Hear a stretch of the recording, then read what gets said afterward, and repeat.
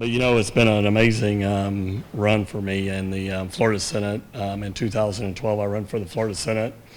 I warn everybody because most everybody in this room is probably on multiple boards.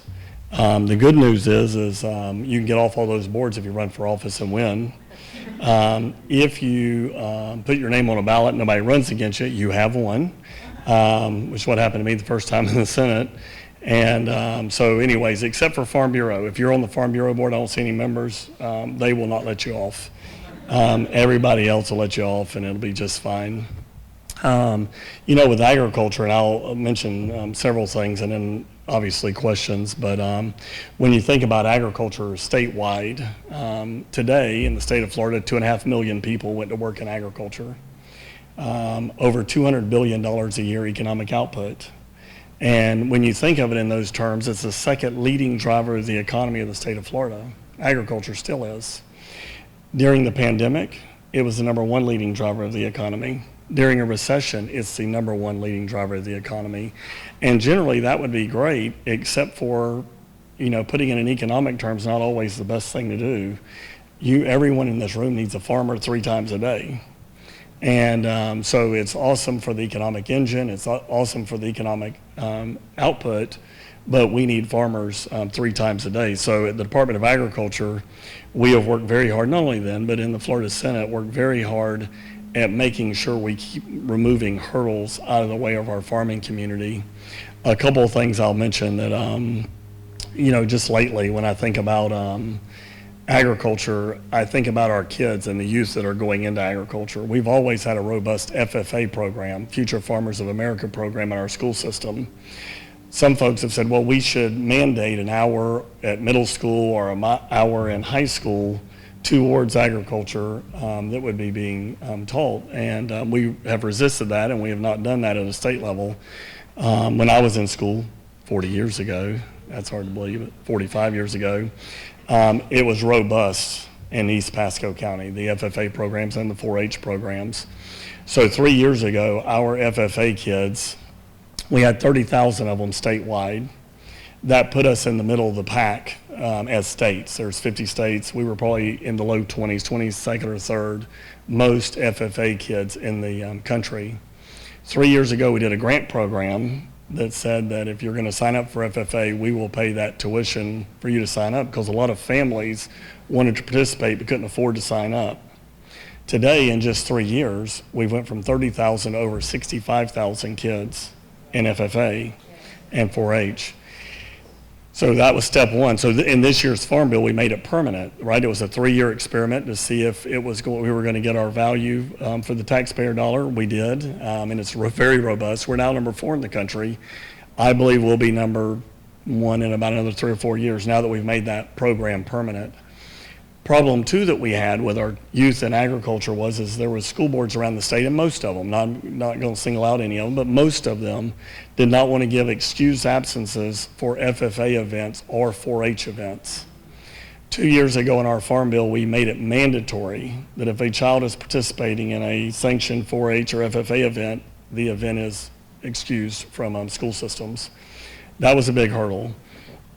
And you'd have thought that would be enough. Hurdle number 3 was that then the schools did not want to build facilities on them to help agriculture participate on the school system. They would tell us, well, we're not zoned for that, we're in the city.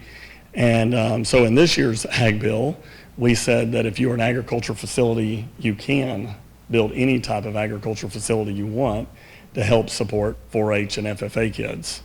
Now, because of the influx of all of these kids in the 4-H and FFA, the fair associations need to get ready. They all are going to need to be twice as big for plants, steers, pigs, and all the projects that we bring, right? And so we're going to get creative on that. I'm not sure how that's going to happen, because hopefully within a few years we'll have 100,000 children participating in FFA, learning about agriculture, where their food comes from. It's something we've talked about a long time. It's something we've wanted to do. This is essentially a private solution. This is parents wanting to sign their kids up and children wanting to be involved in these programs, not a government mandate. How about that? When you think about your Department of Agriculture, we have 4,000 employees, 21 different divisions.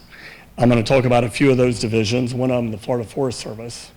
So 2.5 years ago, one fun fact, as we like fun facts, each year in the United States of America, there are 10 million acres of prescribed fire. We do that to prevent larger wildfires and to restore our forests. The state of Florida alone does 2.5 million acres of that prescribed fire. So, we are very serious about protecting our population. We're very serious about restoring our forests, and we're very serious about managing that asset here in the state of Florida. So the Florida Forest Service 2.5 years ago had one helicopter that was state-owned. They had 3 or 4, depending on how you counted them, of old Huey era Vietnam era helicopters that, of course, never ran. And we couldn't even get parts for a lot of them. Today, you have 10 helicopters in our fleet for the state of Florida. Each one of them can pick up 300 gallons of water at a time in a bladder bag and go directly to a fire and help put it out. When you see sometimes a helicopter puts a fire out now without anyone else showing up.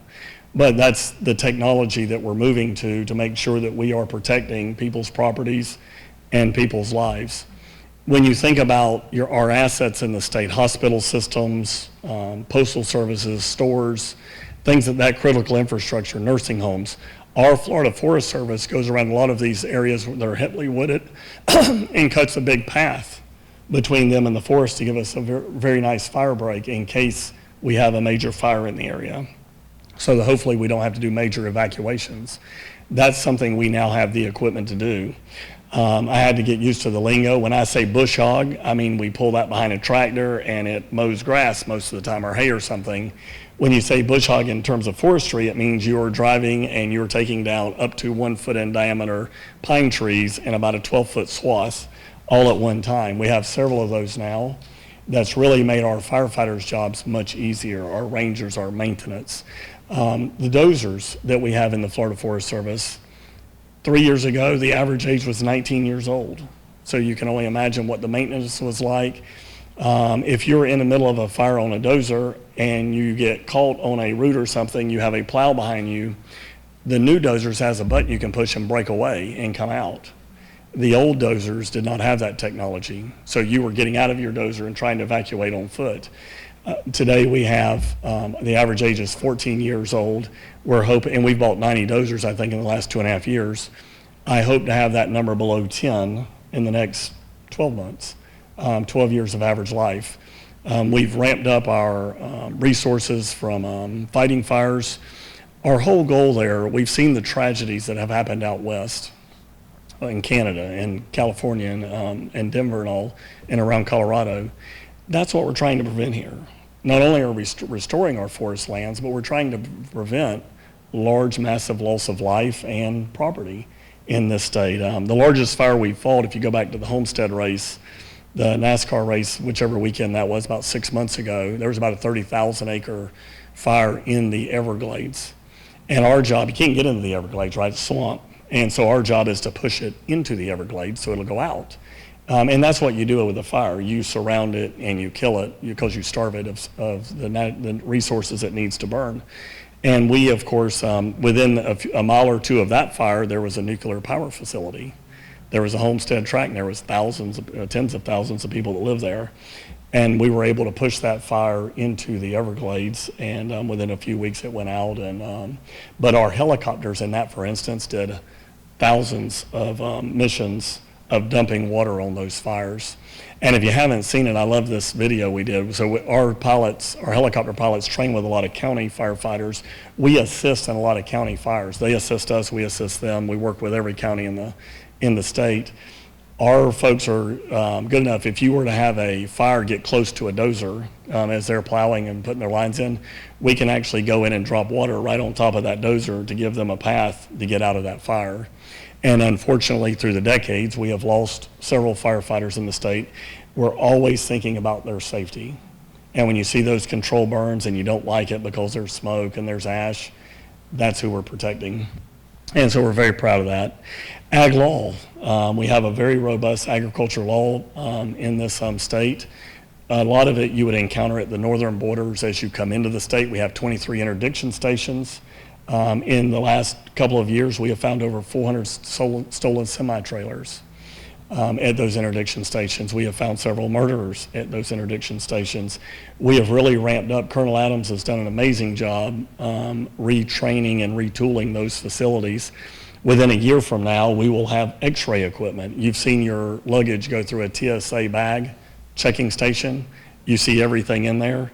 We've got the technology to be able to do that to semis and semi-trailers. That will be installed on some of them in the next 12 months, plus we'll have some portable units. We're building a new station at a major highway that comes into Florida that a lot of folks that want to go around our stations go to. It's on 231. So we are locking down our borders to make sure we know what's coming into the state of Florida. The federal government's in charge of the ports. Once they leave the ports, it becomes our problem. That northern border is the state of Florida and the ag law. In addition to that, we've had several fuel theft busts, large rings throughout the state, working with local law enforcement. We had a major skimming bust that was really international. They were flying these skimmers in today into Memphis. They were being delivered from Memphis to Spring Hill, and then when we busted this up, there was 50 people involved. A major ring throughout the southeast in Texas. That was just a couple months ago. Fire alarms and breakers. We had a criminal ring in the state of Florida that was going into Home Depots and stealing them by the garbage can fulls. Home Depot worked very well with us. We did a major announcement a few weeks ago. We busted that ring. 7 people are clearly probably not going to get out of jail for a long time. They were transporting those to Houston, Texas, and selling them to general contractors in Houston, obviously at a much reduced price. And so, or as organized as part of that, it's an ongoing investigation. Those are the kind of things that ag law does that you would never think of, that you don't see ag law engaged in on a daily basis. And the better job we do at our interdiction stations, the better job we do of fuel thefts, retail thefts, any of those types of events. We had Smokey Bear, everybody knows who Smokey Bear is, made a bust a few months ago. There was a guy stealing Smokey Bear signs out of our forests, and they're about this big, and he was selling them for like $1,900 on Facebook in a marketplace. And Smokey caught him in the forest, so unfortunately for this guy. And so when we went and looked at his locker of signs, he had many hundreds of signs, DOT signs, private business signs that he was collecting to sell. That's a good example of using all of the resources that we have, including Smokey Bear. When you think about Pasco County, and there's been so much growth, and especially in East Pasco County, there's a couple of things that I believe is going to be really good economically for Pasco County in the long run. You're seeing 98 get 4-laned from Lakeland to Dade City. That'll be finished sometime next year. You see Highway 50 getting 4-laned from Ridge Manor to Claremont. That'll be done in the next 3 or 4 years. And then it's going to get 4-lane between them, and Dade City is experiencing some really bad issues right now as that project goes on. It's a nightmare to try to get around that city or through that city. And but nonetheless, there will be 4 lanes connecting 98 and 50. I was in the leadership Pasco class of 2002. Since then, I've been going on the tour every year on the East Pasco tour side of this, talking about East Pasco County. We talk about the airport here in Zephyrhills. The runways are longer now, so planes, hopefully bigger planes can land, which means more economic development of jobs in the area, jobs that are going to pay real money, right? That's been a big project that we've talked about. The armory that's going to be built there, that was $25 million. When I was Senate President, we put that in. Danny Burgess, local senator and local Zephyrhills, he was born and raised here, really pushed for that, and we got that done. That should be going in. And there's a lot of businesses going to be built in and around the airport. That's what that is. It's an economic engine. They should put a tower there, and there'll be more. Look at what's happening in Brooksville, which was also part of my, I've been talking to them about this for 20 years. But one day we're going to do it. In Brooksville, they've already done that. It's a major growth when you see that. The kind of growth you want, jobs, industrial jobs. So we're looking at that. And so when this road infrastructure gets done, if you couple it with the fact that there's a rail line that runs right down beside that 4-lane road, there is a major opportunity for industrial expansion east of Dade City and Zephyrhills. It's going on a little bit now. It's going to tenfold. It will do more than that, actually, because I know what's coming. But at some point, you will have thousands of jobs in manufacturing type jobs that will be serviced from this side of the county to go along with all those houses and all those other areas we're building. We do not want to be the bedroom community to Hillsborough County, right? We want to have our jobs that are here in the county. And so we're looking forward to those projects getting done. When you think about the south end of Pasco County, you think of the gypsum stack. CF had been there for many, many years. There is enough rare earths in that stack there to supply our national security issues for several years probably in that stack. Florida State University, we did a pilot project and gave them the resources to study these things about 6 years ago. And they've made major advancements in being able to separate out the rare earths and uranium. And then, of course, what's left is you can use it for road beds and foundations and things. That is going to be a major success story in the state of Florida over the coming years and certainly over the coming decades, just because of all the rare earths and everything that are in there. I think that's important. And when you think about agriculture, we've got several programs at the department that we work to make sure that agriculture stays prominent in the state of Florida. And we start off with the notion of the wildlife corridor. If you Google a map of the wildlife corridor, you will see a beautiful map, and I've got a rendering of it at my office that I was given when, as Senate President. It was one of my top priorities to get the wildlife corridor established in state law. The reason you establish it in state law is so that you can then protect it. Local communities knows it's there. They can work with their zoning and their growth and do things that would not interfere with that wildlife corridor. The way I define the wildlife corridor, and you can look at both of these pictures, Google a map of the state of Florida at nighttime, you'll see all the beautiful lights in this state. You'll see a big giant hole between us and Orlando, that's the green swamp. But everywhere it's dark on that map is the wildlife corridor. It's where animals traverse the state, it's where the aquifer is recharged, and it's where we grow your food. It's 18 million acres. We cannot do without that 18 million acres. If our grandchildren's grandchildren are going to have a quality of life that is similar to ours, we have to have the vast majority of that property preserved. Then you only have to debate, how do you do that? At the Department of Agriculture, we have a program called Rural and Family Lands Program.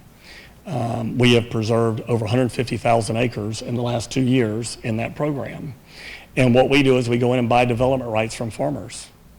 It's a willing seller program, so they have to sign up. If you know any farmers who wants to be a part of it, you sign up in December this year.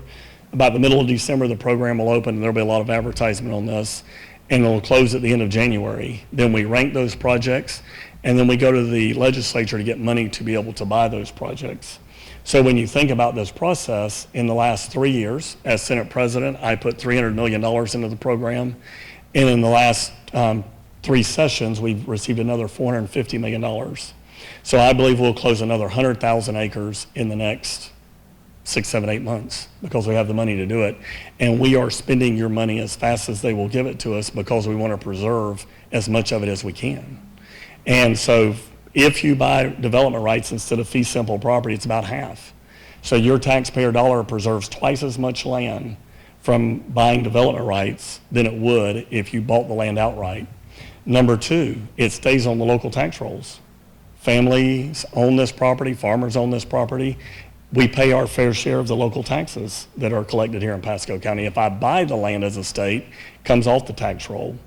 Number 3, and probably the biggest part of this tale is that if you use best management practice, you have to use, if we buy your development rights, you have to use best management practices to take care of your land. You have to do those things as a landowner. If I buy your land as a county or as a state, I then have to take care of your land because I bought it. And you can hear people say, well, but we can lease it or something. Yeah, hogwash. We do lease a lot of land in this state, but the reality is letting private landowners own that land and keep it in working agriculture is the most path to most prosperity, not only for the farming community, but for the state of Florida because it's so intertwined in what we're trying to accomplish. So I think looking forward, we're certainly looking to continue to work with the legislature to receive those dollars to buy those development rights. There are 3 major projects in Pasco County. One of them was part of the Rural and Family Lands Program 4G. There's going to be almost 2,000 acres there preserved. Kirkland Ranch was a different one. That was not part of that, but we got an appropriation separate to preserve that 1,000 acres in Wesley Chapel. And then there's going to be one that's about 2,000 acres here just east of town. It's probably going to get announced in the coming weeks, so east of Dade City. So when you think about what we're doing and what we're able to preserve, and then the growth that's coming to Pasco County, and think about this, there are going to be 350,000 net people move to the state of Florida this year. And they all want the same things we all want. They want to have good neighborhoods, good schools. We got the best in the country. They want the best environment. They want to be able to run their business, and they want to raise their families the way they see fit. That's what Florida does. We're ranked number 1 in all of those things. So when you think about it, I think we're in a reasonably good place. Again, it's been an honor to serve, and now as your Commissioner of Agriculture, and I'll be glad to answer any questions.